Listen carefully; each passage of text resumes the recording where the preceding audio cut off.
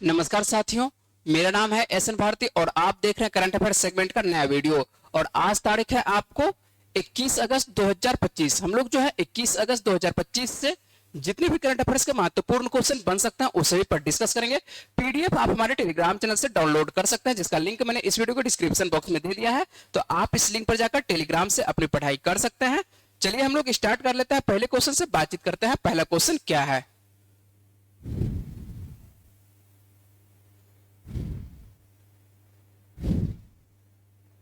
पहला क्वेश्चन जो हम लोगों के सामने में देखने को मिल रहा है, क्या देखने को मिल रहा है कि हाल ही में भारतीय मूल की कृषांगी मेश्राम किस देश की सबसे युवा सॉलिसिटर बन गई है? तो किस देश की बनी है? तो आपको ब्रिटेन का है ना। तो आपको ध्यान रखना है कि किसके बारे में? कृषांगी मेश्राम के बारे में। कृषांगी जो आपको मेश्राम जो देखने को मिल रही है ये भारतीय मूल की है और यह जो है आपको विधि स्नातक की है। क्या की है? ये विधि से स्नातक की हुई है और इनके द्वारा कह सकते हैं हाल के वर्षों में कह सकते हैं कि इंग्लैंड और वेल्स की सबसे कम उम्र के सॉलिसिटर ये बनी है। तो सबसे कम उम्र की सॉलिसिटर बनी है, कितने वर्ष की बनी है?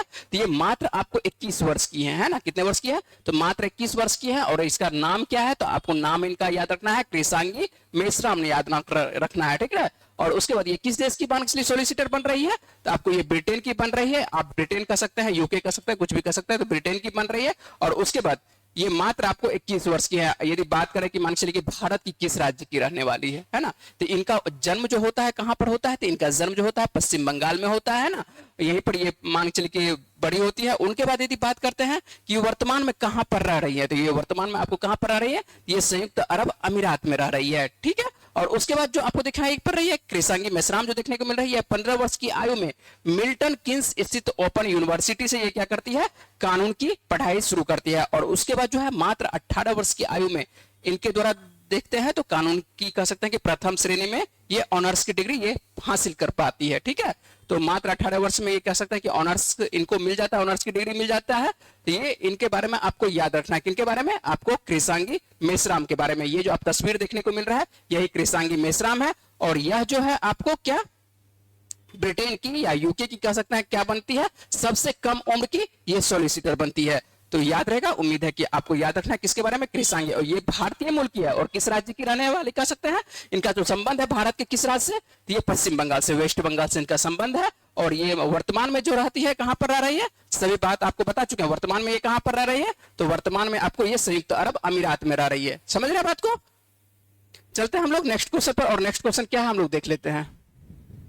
नेक्स्ट क्वेश्चन जो आपके सामने में है क्या है कि हाल ही में भारतीय फिल्म महोत्सव का उद्घाटन किस देश में किया गया है? कौन से फिल्म महोत्सव का? तो ये भारतीय फिल्म महोत्सव का उद्घाटन पूछा जा रहा है कि भारतीय फिल्म महोत्सव का उद्घाटन कहां पर किया गया है? तो ये कहां पर किया गया है? श्रीलंका, अपना पड़ोसी देश है श्रीलंका, है ना। तो ये मान के चलिए कि जल से कह सकते हैं कि जल क्षेत्र से संबंधित रखता है, ये पड़ोसी देश है। तो ये हम लोगों का श्रीलंका है और श्रीलंका में भारतीय फिल्म महोत्सव का उद्घाटन किया गया है। तो श्रीलंका में कह सकते हैं कि ईस्टर्न यूनिवर्सिटी के त्रिंकोमाली परिसर में 6 दिवसीय, कितने दिनों का? तो यह 6 दिवसीय फिल्म महोत्सव का क्या किया जा रहा है? शुभारंभ किया गया है। और इस महोत्सव में विभिन्न भाषाओं में 6 भारतीय फिल्म, कितने? तो 6 भारतीय फिल्म जो है आपको यहां पर दिखाई जाने वाली है। और उसके बाद पूर्वी प्रांत के कह सकते हैं कि जो राज्यपाल है कौन है वर्तमान में? तो प्रोफेसर जयंतलाल रतन शेखर है, रत्न शेखर है ना। प्रोफेसर जयंतलाल रत्न शेखर है। ये आपको कहां के राज्यपाल? तो ये पूर्वी प्रांत के राज्यपाल, सभी क्षेत्रों का राज्यपाल बना दिया जाता है, पूर्वी पश्चिमी सभी का। तो यहां पर आपको देखने को मिलता है पूर्वी का आपको जयंतलाल है और इन्हीं के द्वारा क्या किया जाता है? उद्घाटन किया जाता है। ध्यान रखेंगे कहां पर? तो आपको श्रीलंका, और श्रीलंका की यदि बात करेंगे आपको ईस्टर्न यूनिवर्सिटी के कहां पर? त्रिंकोमाली परिसर में, है ना। और 6 दिवसीय कितने दिनों का है? तो ये 6 दिवसीय है। और 6 दिवसीय के साथ कितने भाई? 6। और यहाँ पर भी आपको देखने को मिलेगा 6 भारतीय फिल्मों को कह सकते हैं कि विभिन्न भाषा में यहाँ पर दिखाए जाने की बात कही गई है ना। और इस महोत्सव का जो उद्देश्य है, उद्देश्य क्या है, क्यों मान के किया जाता है? तो उद्देश्य जो यदि बात करते हैं कि उद्देश्य क्या है, इस महोत्सव का जो उद्देश्य है सिनेमा के माध्यम से कह सकते हैं भारत और श्रीलंका के बीच सांस्कृतिक संबंधों को मजबूत करना है ना। क्या करना है? कि सांस्कृतिक संबंधों को मजबूत करना है। यदि देखते हैं तो श्रीलंका से संबंध हम लोग का पौराणिक कथाओं से भी जुड़ता है। आप लोग रामायण देखे होंगे, है ना। तो रामायण में भी आपको देखने को मिला होगा, क्या देखने को मिलता है? राम और रावण की कहानी जो है, ये मान के चलिए की जो पौराणिक कथा है ये आपको देखने को मिलती है। तो यहाँ पर मान के चलिए कि यहीं से समझ सकते हैं, इसी वजह से जो है भारत और श्रीलंका के बीच जो है सांस्कृतिक संबंधों को मजबूत करना है। जब मान के चलिए कि दोनों देशों के बीच में सांस्कृतिक संबंध मजबूत रहेंगे तो क्या होगा, पर्यटन का कह सकते हैं कि क्षेत्र दोनों देशों में बढ़ेगा, है ना। पर्यटन मान के चलिए कि श्रीलंका में भी बढ़ेगा, पर्यटन मान के चलिए भारत में भी बढ़ने का एक आशा देखने को मिलता है। यहां पर यदि बात कर लेते हैं, क्या बात कर लेते हैं कि यदि श्रीलंका का नाम आता है तो श्रीलंका की राजधानी क्या है, तो श्रीलंका की जो आपको राजधानी, दो राजधानी देखने को मिलती है। कितनी राजधानी श्रीलंका की, तो दो राजधानी। आपको बार बार बताते हैं कि मान लीजिए जब भी देश आएगा तो देश के बारे में हम लोग बात करेंगे। श्रीलंका की राजधानी आपको क्या है, जयवर्धनपुर कोट्टी है, और उसके बाद ये जो आपको है विधायी राजधानी है।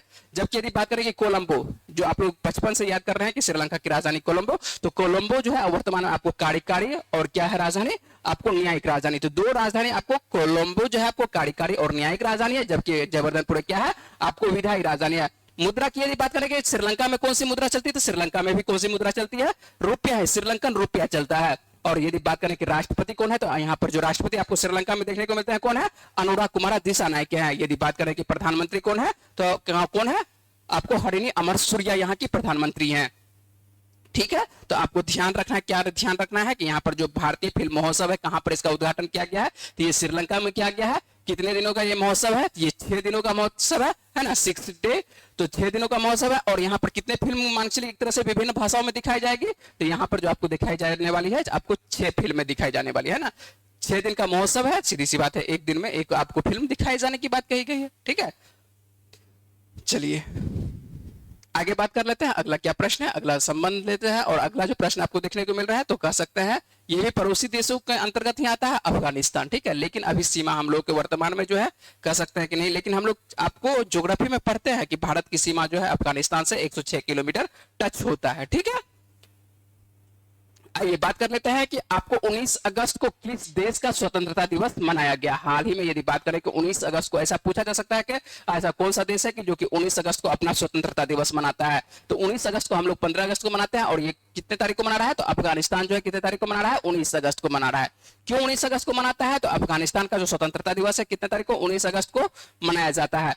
क्यों 19 अगस्त को मनाते हैं, तो 19 अगस्त को इसलिए मनाते हैं कि 19 अगस्त 1919 को, कब, 19 अगस्त 1919 को, यदि बात करते हैं यहाँ पर 1919 लिख देना है ना, 1919 आपका डेट सभी जगह 1919 देखने को मिल रहा है, 19 अगस्त 1919 है ना। और इसी दिन क्या होती है, आपको ब्रिटिश प्रभाव से उनकी कह सकते हैं कि उसकी स्वतंत्रता रावलपिंडी संधि की जाती है। यहाँ पर एक संधि होती है, और ये संधि आपके किताबों में बात करेंगे कि आपके किताबों में कौन सा संधि लिखा हुआ होगा, तो आपके किताबों में लिखा होगा एंग्लो अफगान संधि। कब होती है एंग्लो अफगान संधि, आपको 1919 ईस्वी में होती है। और एंग्लो अफगान संधि में जब 1919 ईस्वी में होती है, तो यहाँ पर क्या किया जाता है, तो अफगानिस्तान की स्वतंत्रता और संप्रभुता को एक तरह से क्या दिया जाता है, मान्यता दी जाती है। क्या दी जाती है, एंग्लो अफगान संधि जो 19 अगस्त 1919 को होती है, यहीं पर अफगानिस्तान की स्वतंत्रता और संप्रभुता को क्या दी जाती है, एक तरह से मान्यता दी जाती है। जब मान्यता दी जाती है तो सीधी सी बात है, इसी वजह से जो इसी उपलक्ष्य में जो है क्या मनाया जाता है, अफगानिस्तान जो अपना स्वतंत्रता दिवस मनाता है। समझ रहे हैं बात को, क्या मनाता है, स्वतंत्रता दिवस मनाता है। और जैसे ही नाम आता है अफगानिस्तान का, तो अफगानिस्तान की राजधानी क्या है, अफगानिस्तान की राजधानी आपको सभी को मालूम होना चाहिए कि अफगानिस्तान की राजधानी क्या है, काबुल है। यदि बात करें कि यहाँ पर कौन सी मुद्रा चलती है, तो अफगानी चलती है ना, क्या चलती है, अफगानी चलती है।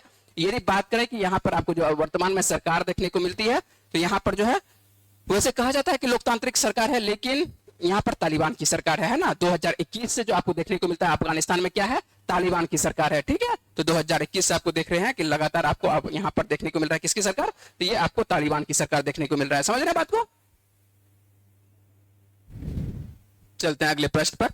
ठीक है, ये जो आप देखे होंगे तो ये आपको अफगानिस्तान का कह सकते हैं कि ये फ्लैग है, तो फ्लैग भी आपको ध्यान रखना है कि किस किसका कौन कौन सा देशों का फ्लैग है। इस तरह से कभी कभी मान चलिए कि आपको यूपीएससी के अंतर्गत इस तरह का प्रश्न पूछा जाता है, और छोटे एग्जामों में तो नहीं पूछा जाता है। चलिए अगले प्रश्न पर बात करते हैं। अगला क्या प्रश्न है देख लेते हैं। हाल ही में किसने मिस आपको यूनिवर्स इंडिया 2025, किसके बारे में बात कर रहे हैं कि मिस यूनिवर्स इंडिया 2025 है ना। ध्यान देंगे कि आपको हाल ही में किसने, क्या बात कर रहे हैं कि हाल ही में किसने मिस यूनिवर्स इंडिया है। ध्यान रखना है कि मिस यूनिवर्स क्या है, इंडिया है। और 2025 का इस वर्ष का खिताब किसके द्वारा जीता जा रहा है, ये कौन जीत रही है, मणिका विश्वकर्मा जीत रही है। कौन जीत रही है, मणिका विश्वकर्मा जीत रही है। तो ये आयोजन होता कहां पर, यदि बात करें कि ये आपको जो हो रहा है क्या, मिस यूनिवर्स इंडिया 2025, तो मिस इंडिया यूनिवर्स 2025 का आयोजन इस बार कहां पर होता है, तो ये आपको राजस्थान में होता है। कहां पर होता है, ये भी ध्यान रखेंगे कि आयोजन कहां पर किया गया, तो आयोजन जो है आपको राजस्थान में होता है, और यहीं पर जो है आपको मनिका विश्वकर्मा जो है मिस यूनिवर्स इंडिया 2025 का खिताब क्या करती है, ये अपने नाम करने में ये कामयाब होती है। और उसके बाद इनको जो ताज कौन पहनाती है, तो ताज सीधी सी बात है कि जो पिछले वर्ष की मिस यूनिवर्स इंडिया रही होंगी, तो 2024 की मिस यूनिवर्स इंडिया कौन रही है, रिया सिंघा है ना। जो रिया सिंघा है मिस यूनिवर्स, आपको क्या है, आपको miss universe 2024, miss universe India 2024 है ना। तो मिस यूनिवर्स इंडिया 2024 कौन है, आपको रिया सिंघा है, और रिया सिंघा के द्वारा ही इनको क्या पहनाया जाता है, मनिका विश्वकर्मा को ताज पहनाया जाता है। तो मिस यूनिवर्स इंडिया क्यों चुनते हैं हम लोग, है ना, ये आप प्रश्न पूछ सकते हैं कि मिस इंडिया यूनिवर्स क्यों हम लोग चुनते हैं। तो मिस यूनिवर्स इंडिया इसलिए चुनते हैं कि जो मिस यूनिवर्स का जो प्रतियोगिता होता है उसमें जो भारत का प्रतिनिधित्व करेगी, कौन करेगी, हम लोगों की तरफ से, तो हम लोग भारत की तरफ से जो है मनिका विश्वकर्मा करेंगे। तो मनिका विश्वकर्मा ही जो है आपको क्या करेगी, भारत की तरफ से ये प्रतिनिधित्व करते हुए नजर आएंगे। इसी वजह से जो है आपको ध्यान रखना है, क्या ध्यान रखना है, एक प्रश्न और भी ध्यान रखना है कि इस जीत के साथ ही मनिका विश्वकर्मा, ठीक है, अब जो है इस साल कब होने वाला है, नवंबर में होने वाला है। कब होने वाला है, आपको नवंबर में थाईलैंड में होने वाले आपको 74वें मिस यूनिवर्स पेजेंट में क्या होगा, भारत का ये प्रतिनिधित्व करेंगी। समझ रहे हैं बात को। तो 2000 ये आपको 25 का जो मिस यूनिवर्स का कह सकते हैं कि प्रतियोगिता होने वाला है, ये कहां पर होने वाला है, तो ये आपको होने वाला है कहां पर, नवंबर में होने वाला है, थाईलैंड में होने वाला है। और इसमें जो है भारत का प्रतिनिधित्व करते हुए नजर आएंगे, कौन करते हुए नजर आएंगे, आपको मनिका विश्वकर्मा नजर आएंगे, है ना। और प्रतियोगिता में यदि बात कर लेते हैं कि प्रतियोगिता में, ठीक है, यदि बात करें कि प्रतियोगिता में आपको रनर अप कौन रही है, सेकंड रनर अप कौन रही है, तो इसके बारे में भी देख लेते हैं। तो प्रतियोगिता में जो है उत्तर प्रदेश की जो तानिया शर्मा है, ये क्या है, पहली रनर अप रही है। यदि बात करें कि आपको तानिया शर्मा के बारे में, तो तानिया शर्मा क्या रही है, पहली रनर अप रही है, याद रहेगा, तानिया क्या रही है, पहली रनर अप रही है। और उसके बाद ये कहां की रहने वाली है तानिया, तो आपको ये आपको उत्तर प्रदेश की है। यदि बात करें कि हरियाणा की जो मेहक आपको धिंगरा है, ये क्या है, दूसरी रनर अप रही है। तो मेहक जो है हरियाणा की है, और मेहक आपको कहां पर, ये दूसरी। और बात करें कि तीसरी रनर अप, तो अमीसी कौशिक रही है, जो आपको तीसरी रनर अप है, ठीक है। तो आपको ये रनर अप ज्यादा नहीं पूछा जाता है, लेकिन कम से कम आपको इसके साथ साथ क्या करना है, ध्यान रखना है, क्योंकि इनके साथ साथ आपको कहीं तस्वीर देखने को मिलेगा, तो आपको रनर अप भी देखने को मिलेगा, ठीक है। कम से कम तानिया शर्मा को याद रखिएगा, पहली रनर अप रही, तो कम से कम तानिया शर्मा उत्तर प्रदेश की रहती है, तो ये कम से कम आपको याद रहना चाहिए कि आपको पहली रनर अप रहती है, ठीक है। ये जो आप देख रहे हैं यही कौन है, मनिका विश्वकर्मा है, जो हम लोगों के भारत की तरफ से कह सकते हैं इनको मिस यूनिवर्स इंडिया 2024 का ताज पहनाया गया है। क्या पहनाया गया है, मिस यूनिवर्स इंडिया 2024 का ताज पहनाया, किनके द्वारा पहनाया गया है, तो रिया सिंघा, जो पिछले वर्ष की 2024 की कह सकते हैं कि मिस यूनिवर्स इंडिया 2024 की रही थी, उन्हीं के द्वारा इनको ताज पहनाया गया। और इस वर्ष 2025 वाला याद रखना है, 2024 वाला हटा दीजिए, दिमाग से हटा देना है ना। तो 2024 वाला हटा दीजिए, 2025 का आपको याद रखना है कि 2025 का कौन जीतती है, तो आपको मिस यूनिवर्स इंडिया याद रखना है, मिस यूनिवर्स इंडिया लगा हुआ है, मिस यूनिवर्स इंडिया 2025 कौन है, आपको मनिका विश्वकर्मा, कौन है, मनिका विश्वकर्मा है, ठीक है। और उसके बाद ये आपको 74वां जो मिस यूनिवर्स होने वाला है, कहां पर, नवंबर में होने वाला है, थाईलैंड में होने वाला है। भारत की तरफ से ये क्या करते हुए नजर आएंगे, आपको प्रतिनिधित्व करते हुए। तो भारत की तरफ से जो प्रतिनिधित्व करेंगे आपको मनिका विश्वकर्मा ही करेंगे, है ना। तो इनके बारे में आपको अच्छे से याद रखना है, आने वाले दिनों तक मानसिक को याद रखना है। और मनिका विश्वकर्मा के बारे में थोड़ा सा और बातचीत कर लेते हैं, क्योंकि जब ये भारत की तरफ से प्रतिनिधित्व करेंगी तो थोड़ा सा और याद कर लेते हैं कि मानसिक ये कहां की रहने वाले, किस राज्य की रहने वाली है। तो मनिका विश्वकर्मा जो है आपको देखने को मिल रही है, क्या मनिका विश्वकर्मा राजस्थान के श्री गंगानगर से इनका मानसिक के संबंध है, कहां से, ये मनिका विश्वकर्मा जो है राजस्थान के श्री गंगानगर की रहने वाली है। फिलहाल यदि बात करें कि यह कहां पर रहती है, तो ये फिलहाल दिल्ली में रहती है। कहां पर रहती है फिलहाल, तो ये आपको दिल्ली में देखने को मिलती है। और यह जो है पॉलिटिकल साइंस और इकोनॉमिक्स में कह सकते हैं कि इन्होंने ग्रेजुएशन की अंतिम छात्रा है। यहाँ पर ये ग्रेजुएशन कर रहे हैं, किससे, पॉलिटिकल साइंस और इकोनॉमिक्स में ये क्या कर रही है, ग्रेजुएशन कर रही हैं। और यहाँ इस वर्ष इनका अंतिम वर्ष की ये कह सकते हैं कि छात्रा है। और पढ़ाई के साथ साथ इन्होंने कह सकते हैं कि कला और अन्य क्षेत्रों में भी अपनी ये पहचान बनाई हुई है। और मनिका जो है आपको शास्त्रीय नृत्य और पेंटिंग में क्या है, ये प्रशिक्षित है ना।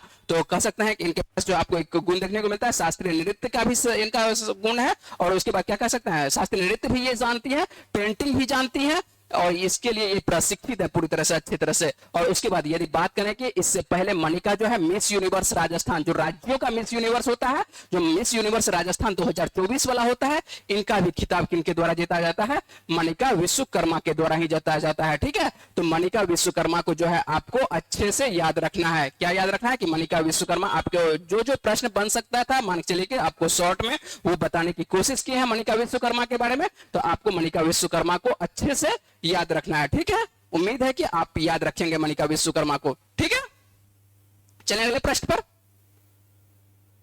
चलिए अगला प्रश्न क्या है देख लेते हैं। तो अगला प्रश्न जो आपको देखने को मिल रहा है, क्या देखने को मिल रहा है? हाल ही में क्या है? हाल ही में टाटा सन्स, नाम सुने हैं टाटा सन्स का, आपको गाड़ी सभी जगह देखने को मिल रहा है। तो टाटा सन्स के जो निदेशक के रूप में मान चलिए कि किसे नियुक्त किया गया है? तो निदेशक के रूप में नोएल टाटा को नियुक्त किया गया। किनको नियुक्त किया गया है? नोएल टाटा को। नोएल टाटा कौन है? जो रतन टाटा, मान चलिए कुछ दिन पहले जो है रतन टाटा का क्या हो चुका है?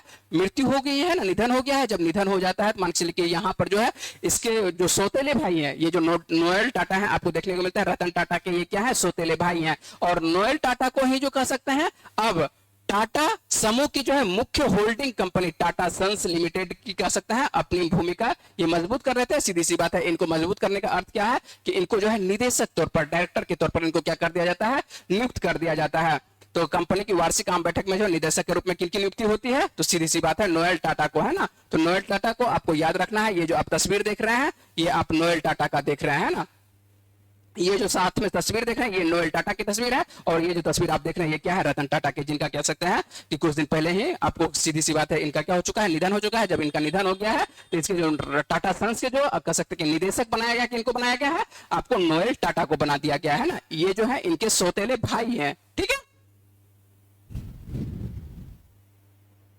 चलिए अगले प्रश्न पे बात करते हैं कि अगला क्या प्रश्न है। अगला प्रश्न देख लेते हैं, जल्दी से देखते हैं। अगला प्रश्न को बिजली आपूर्ति क्या है? कि बिजली आपूर्ति निरंतरता के लिए वैश्विक मानक अपनाने वाला पहला सार्वजनिक उपक्रम कौन बन गया है? तो एनटीपीसी बन गया। कौन बन गया है? एनटीपीसी, है ना। अपने आसपास में कहीं ना कहीं आप एनटीपीसी देखे होंगे। और एनटीपीसी से आपको क्या उत्पादन किया जाता है? बिजली का उत्पादन किया जाता है। और यही जो है भारत की सबसे बड़ी विद्युत उत्पादक कंपनी एनटीपीसी जो है, भारत की सबसे बड़ी विद्युत उत्पादक कंपनी कौन है? तो एनटीपीसी ही है। ठीक है, और यही जो है देश की कह सकते हैं कि उद्योग में पहली सार्वजनिक क्षेत्र की ये क्या बन जाती है? कंपनी बन जाती है। कौन से?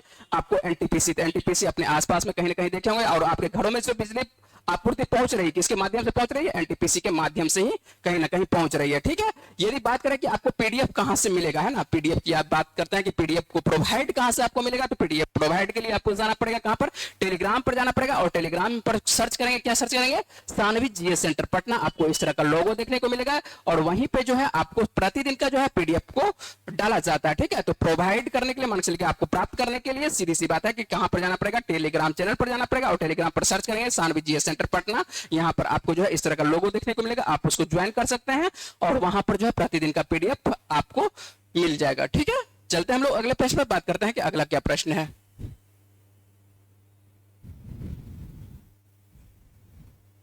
चलिए अगला प्रश्न देख लेते हैं। उत्तर प्रदेश हरित हाइड्रोजन से संबंधित प्रश्न है कि उत्तर प्रदेश का पहला क्या है? कि उत्तर प्रदेश का पहला हरित हाइड्रोजन प्लांट का उद्घाटन किस स्थान पर किया गया है? कहां पर पूछा जा रहा है कि उत्तर प्रदेश का पहला हरित हाइड्रोजन प्लांट किस स्थान पर किया गया है? तो ये कहां पर किया गया है? गोरखपुर, है ना। उत्तर प्रदेश के कहां पर, किस जिले से? गोरखपुर में, है ना।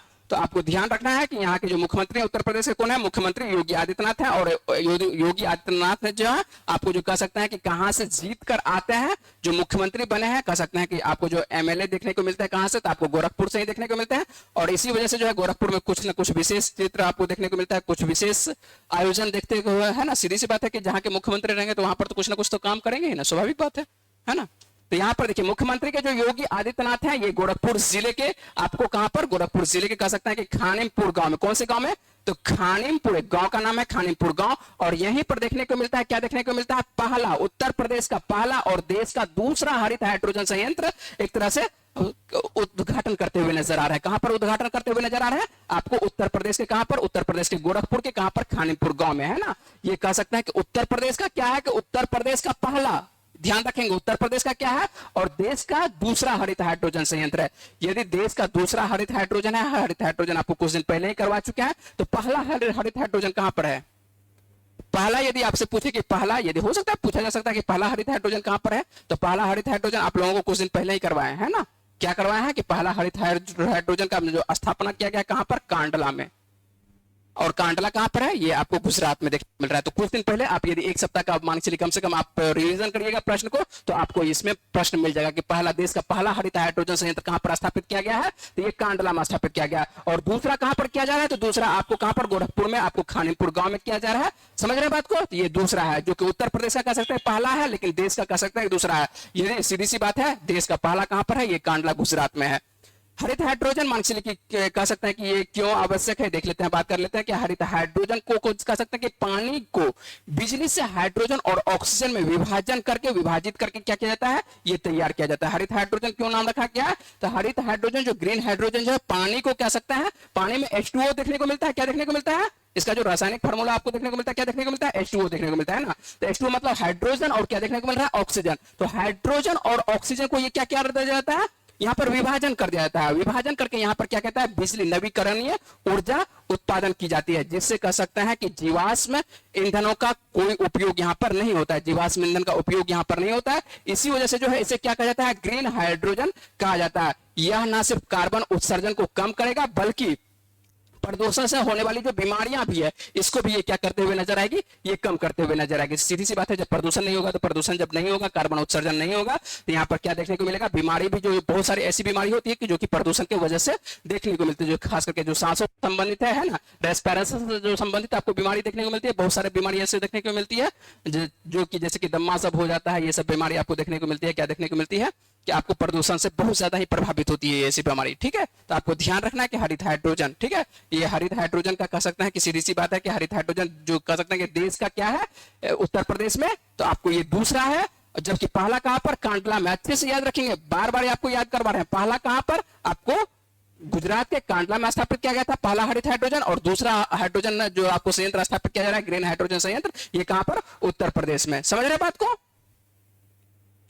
चलिए अगले प्रश्न पर बात करते हैं कि अगला क्या प्रश्न है, अच्छे से बातचीत कर लेते हैं कि हाल ही में किस राज्य में स्थित, देखिए आपको उत्तर प्रदेश से संबंधित प्रश्न देखने को मिल रहा है। हाल ही में किस राज्य में स्थित जलालाबाद, कौन सा नाम है, जलालाबाद का नाम जो है बदल कर क्या कर दिया गया, परशुरामपुरी किया गया है। तो उत्तर प्रदेश में सीधी सी बात है, आपको देखने को मिल रहा है किसकी सरकार, आपको योगी आदित्यनाथ की सरकार देखने को मिल रहा है ना। योगी आदित्यनाथ उत्तर प्रदेश के मुख्यमंत्री हैं, और इनके द्वारा जो है बार बार है ना, जो भी नाम कह सकते हैं कि इस्लाम संप्रदाय से कहीं ना कहीं संबंध रखता है जो भी नाम, और वहां पर लगता है कि कहीं ना कहीं हिंदू, आपको एक भी मंदिर क्या कह सकते हैं, जहां आपको हिंदू मंदिर कह सकता है कि यदि प्रसिद्ध है उस क्षेत्र में, या हिंदू पौराणिक कथाएं से कहीं ना कहीं वो क्षेत्र संबंध रखता है, तो उसका नाम सीधी सी बात है किसके द्वारा परिवर्तन करने की कोशिश, मतलब लगभग कोशिश क्या कर ही रहे हैं, किसके द्वारा, योगी आदित्यनाथ के द्वारा, ठीक है। तो ये इसी वजह से देखने को मिलता है। आपको एक और नाम देखने को, जैसे आप लोग सुने होंगे, जैसे कि इलाहाबाद का नाम प्रयागराज कर दिया गया है ना। जो फैजाबाद मान के जिला हुआ करता था, फैजाबाद का नाम जो मान के क्या कर दिया गया था, अयोध्या कर दिया गया, सॉरी फैजाबाद जो मान के पहले जिला हुआ करता था, तो फैजाबाद जिला का नाम अब क्या कर दिया गया है, आपको अयोध्या कर दिया गया है। और इसी तरह से आपको जो यहाँ पर देखने को मिल रहा है, क्या देखने को मिल रहा है, जलालाबाद, क्या देखने को मिल रहा है, ये जलालाबाद देखने को मिल रहा है। जलालाबाद कहां पर देखने को मिलता है, यदि उत्तर प्रदेश आप जाइएगा तो उत्तर प्रदेश में आपको एक जिला देखने को मिलेगा, कहां पर, आपको शाहजहांपुर देखने को मिलता है। कौन सा जिला देखने को मिलता है, शाहजहांपुर देखने को मिलता है। और शाहजहांपुर जिले में मान के आपको देखने को मिलता है आपको जलालाबाद, ठीक है, क्या देखने को मिलता है, जलालाबाद। और जलालाबाद का नाम क्या कर दिया गया, बदल दिया गया। अब यह नगर किस नाम से जाना जाएगा, परशुरामपुरी के नाम से जाना जाएगा। किस नाम से, परशुराम। जो आप नाम सुने होंगे, हिंदू एक क्या कहते हैं आपको, भगवान नहीं कह सकते हैं, या कह सकते हैं कि भगवान भी कह सकते हैं कि हिंदू धर्म से संबंधित आपको एक भगवान देखने को मिलता है, परशुराम कह सकते हैं। और परशुराम का जो जन्म स्थली देखने को मिलता है, कहां पर देखने को मिलता है, यही जलालाबाद में देखने को मिलता है। क्या देखने को मिलता है, जलालाबाद में देखने को मिलता है। और इसी वजह से जो है इसका जो जन्म स्थली हुआ करते थे जो परशुराम का, इसी वजह से इसका नाम क्या कर दिया जा रहा है, बदला जा रहा है। और बदला क्या जा रहा है, बदल दिया गया है, ठीक है। तो आप ध्यान रखेंगे कि किस राज्य में आपको स्थित जलालाबाद का नाम बदल कर क्या कर दिया गया, परशुरामपुरी कर दिया गया है ना। तो परशुराम जो पूरी कर दिया गया, किसका नाम कर दिया गया, उत्तर प्रदेश में ये आपको स्थान देखने को मिलेगा। वहां पर जो है भगवान परशुराम का कह सकते हैं काफी पुराना ऐतिहासिक मंदिर भी है, जहां पर जन्मस्थली है, वहां पर एक मंदिर भी देखने को मिलता है। इसलिए जो है जलालाबाद का नाम क्या कर दिया गया, परशुरामपुरी कर दिया गया। याद रहेगा, आपको ध्यान रखना है, अच्छे से यह ध्यान रखना है कि आपको परशुरामपुरी किसका नाम किया जा रहा है, तो आपको जलालाबाद, पहले जलालाबाद हुआ करता था, अब वर्तमान में इसका नाम परशुराम। जैसे उत्तर प्रदेश का नाम आता है, उत्तर प्रदेश की राजधानी क्या है, आपको लखनऊ है। मुख्यमंत्री आपको क्या है, योगी आदित्यनाथ है। राज्यपाल कौन है, आपको आनंदीबेन पटेल है। यदि बात करें लोकसभा की सीटें, आपको सर्वाधिक सीटें देखने को मिलती है, 80 सीटें। यदि बात करें कि मान चलिए क्या देखने को मिलता है, आपको 31 सीटें आपको राज्यसभा की सीटें देखने को मिलता है। ठीक है, ये जो आपको क्षेत्र देखने को मिल रहा है यही परशुरामपुरी है ना। इसका पहले क्या नाम हुआ करता था, जलालाबाद नाम हुआ करता था, और जलालाबाद नाम से मान के चलिए कि परिवर्तन करके ये शाहजहांपुर, आप जिला जाइएगा उत्तर प्रदेश का कौन सा जिला, तो आप उत्तर प्रदेश का आपको शाहजहांबाद जाइएगा, तो शाहजहांबाद में आपको जो है जो जलालाबाद हुआ करता था उसका नाम परिवर्तन करके क्या कर दिया गया है, आपको परशुरामपुरी कर दिया गया, जो कि हिंदू कह सकते हैं कि धार्मिक स्थल से कहीं ना कहीं इसका संबंध आपको देखने को मिलता है। चलिए अगले प्रश्न पर।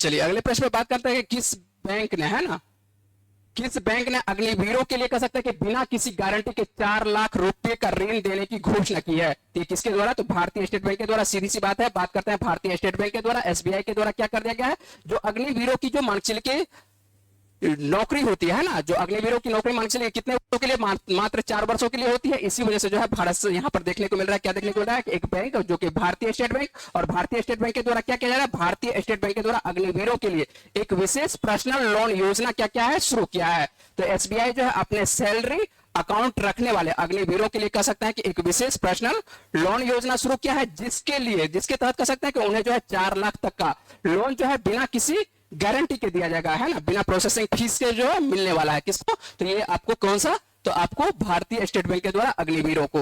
उम्मीद है कि आपको प्रश्न समझ में आ रहा होगा और प्रश्न को जो है अच्छे से कवर करेंगे, और अग्निवीरों से संबंधित आपको कुछ प्रश्न और भी करवा चुके हैं, तो वो सब प्रश्न आप ध्यान रखेंगे।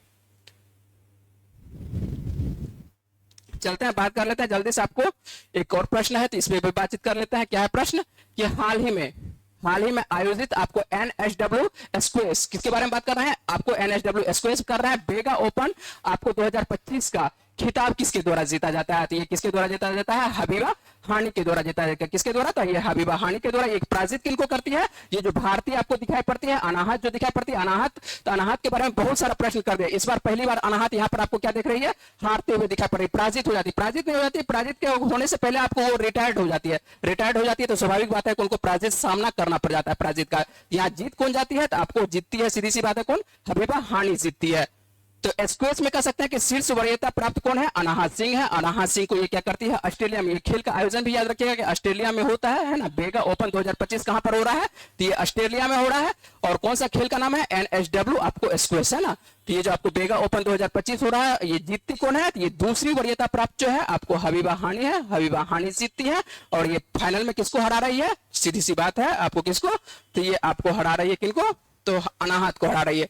ये जो आपको तस्वीर दिखाई पड़ रही है यही क्या है, आपको हानी ना, आपको जो दिखा है हबीबा हानी दिखाई पड़, अरे सॉरी, यहाँ पर क्या है, हबीबा हानी, है ना।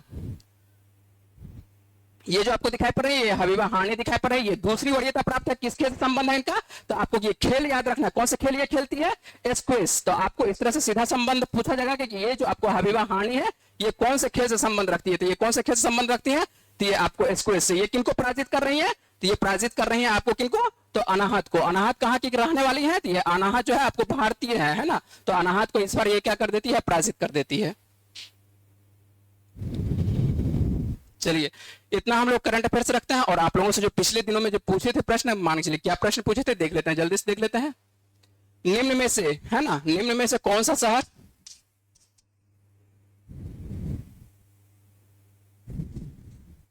निम्न में से कौन सा शहर में कह सकते हैं कि निम्न में, सॉरी यहां पर करना था, चलिए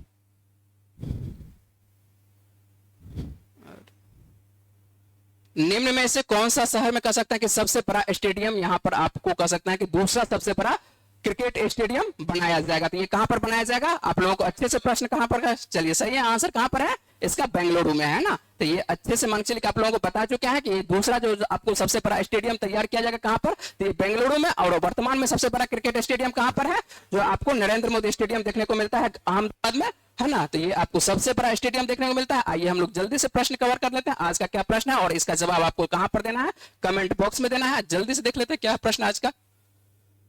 तो आज का जो प्रश्न देख रहे हैं, देखने को मिल रहा है क्या है, निम्न में से किसने हाल ही में आयोजित सैपन इंटरनेशनल 2025 का खिताब जीता है, किसके द्वारा जीता गया है, ये प्रश्न आपको किसके द्वारा?